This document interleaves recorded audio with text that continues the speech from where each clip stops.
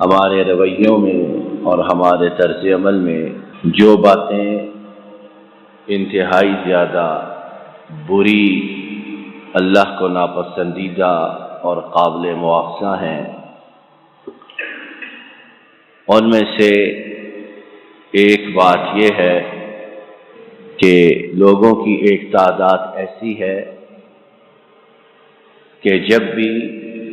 نبی کریم صلی اللہ علیہ وسلم کے طرز عمل کو، آپ کی سنت کو، حدیث کو ان کے سامنے پیش کیا جائے تو وہ ان کے سامنے کسی دوسرے کی بات لاتے ہیں اور اسے اپنے لیے حجت، دلیل اور معیار قرار دیتے ہیں۔ اگرچہ زبانی، اگرچہ دعووں کی حد تک بہت سے لوگ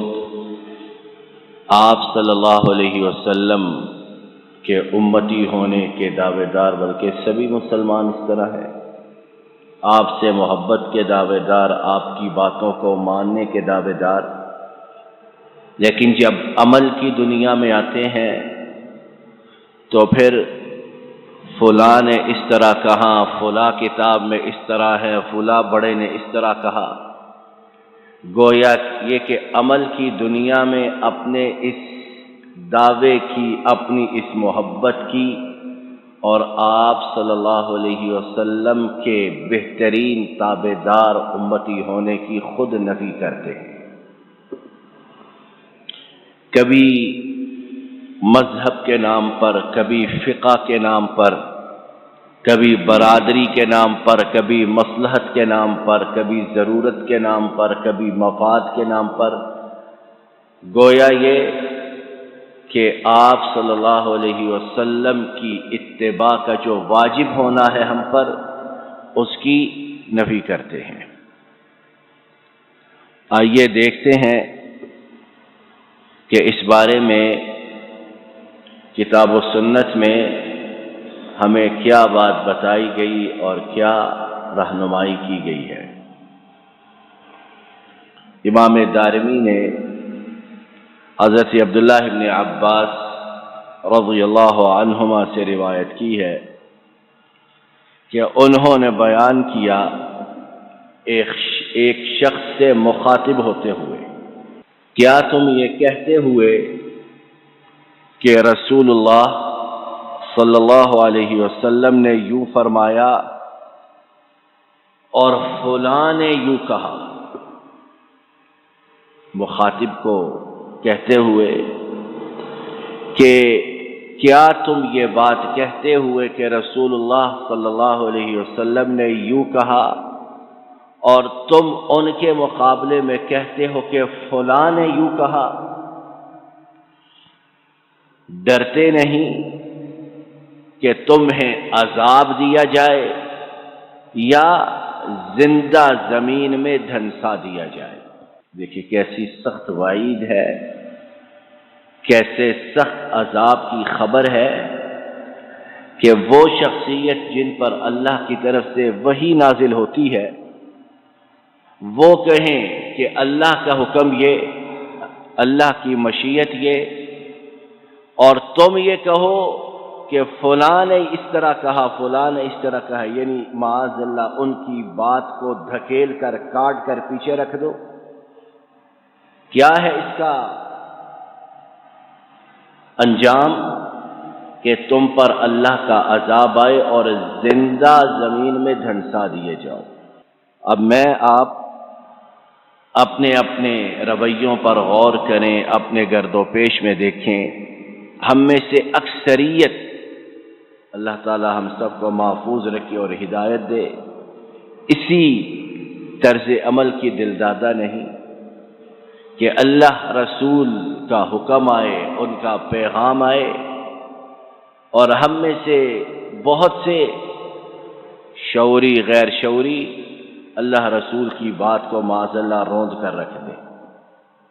کیونکہ فلاں نے بھی تو یہ کہا ہے، وہ بھی ٹھیک ہے، فلاں لوگ بھی تو اس طرح کرتے ہیں، پھر کیا ہوا؟ فلاں کا علم تو بڑا وسیع ہے، اس نے اس طرح کیا ہے، فلاں کتاب میں اس طرح ہے، تو پھر کیا ہوا؟ غرض یہ کہ معاذ اللہ اللہ کے رسول نے ہوئے موم کی ناک ہو گئی، جس طرف چاہا بات کو پھیر کر رکھ دیا، فلاں کی دلیل کی بنیاد پر، فلاں کی بات کی بنیاد پر۔ اور مقصد کیا حضرت عبداللہ بن عباس رضی اللہ عنہما کی بات کے کہنے کا کہ تم رسول اللہ صلی اللہ علیہ وسلم کی بات کے مقابلے میں کسی اور کی بات کو پیش کرنے کی جسارت کس طرح کرتے ہو؟ جسارت، جرت، ہمت سکت کیوں کر ہے کہ وہ یہ کہہ رہے ہیں اور تم فلاں کا نام لے کر ان کی بات کو رد کر رہے ہو۔ اور اللہ تعالی ہمیں ہدایت عطا فرمائے، جتنے ہمارے ہاں اختلافات ہیں فقہی بنیادوں پر، کچھ مسائل تو ایسے ہیں کہ جن میں اجتہاد موجود ہے، کتاب و سنت کی کوئی ایسی واضح نص بات موجود نہیں کہ ہم اسے پکڑ سکیں، اجتہاد کا دروازہ کھلا ہے۔ کچھ مسائل ہیں ایسے، لیکن مسائل کی ایک بہت بڑی اکثریت جن میں باہم فقہی اختلاف ہے، ان میں کتاب و سنت کے واضح احکامات موجود ہیں۔ چوں چرا کی، حیل و حجت کی، اگر مگر چونکہ چنانچہ کی کوئی گنجائش نہیں، لیکن شیطان کا برا ہو کہ اس نے مسلمانوں کو اسی طرح گمراہ کیا ہے کہ حدیث ٹھیک ہے لیکن فلاں کی طرف سے یہ بات بھی تو آئی ہے، حدیث ٹھیک ہے، سنت ٹھیک ہے، لیکن فلاں بھی تو یہ بات کہتا ہے، اس کی بات بھی ٹھیک ہو سکتی ہے۔ اور پھر یہ اختلافات کی خلیج وسیع سے وسیع تر ہوتی چلی گئی، اور آج ہم جس مقام پر پہنچ چکے ہیں وہ سب جانتے ہیں کہ ایک دوسرے کے ایمان کا انکار ہے، ایک دوسرے کو ملت سے خارج کر دیتے ہیں، ایک دوسرے کے متعلق کیا کچھ اپنی زبان سے نہیں نکالتے اور کیا کچھ ایک دوسرے کے خلاف افعال نہیں کرتے ہیں۔ کیا وجہ ہے کہ ہر ایرے غیر نتو خیرے کی بات آپ صلی اللہ علیہ وسلم کے مقابلے میں لا کے رکھ دی گئی، اور پھر شیطان نے ان باتوں کو ایسا مزین کیا، ایسا خوبصورت بنایا کہ لوگ آہستہ آہستہ سنت نبوی صلی اللہ علیہ وسلم سے دور ہٹتے چلے گئے۔ تو اللہ تعالیٰ کا ہم گناہگاروں پر احسان ہے، اللہ کا ہم پر فضل ہے کہ اپنی تمام بشری خطاؤں کمزوریوں کے باوجود ہم اہل حدیث اس بات کا عقیدہ ضرور رکھتے ہیں کہ سب سے مقدم بات، سب سے اوپر بات، سب سے اعلیٰ اور بہترین بات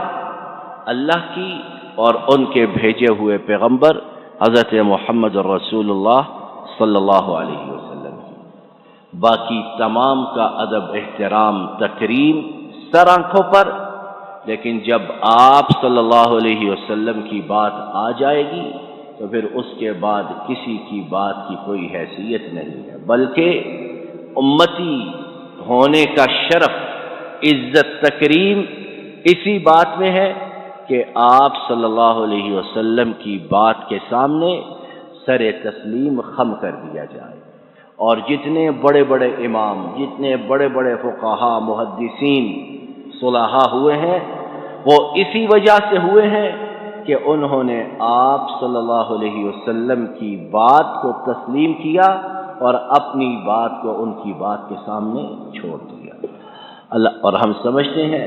کہ یہی بات امت میں اتفاق کی، اتحاد کی بنیاد ہے۔ جب یہ بات امت میں ہوگی تو اللہ کے فضل سے اتحاد اور اتفاق قائم ہوگا، اور جب ہر کوئی اپنی اپنی بولی بولے گا، ہر کوئی کہے گا کہ میرے بڑے نے یوں کہا اور میرے بڑے نے یوں کہا،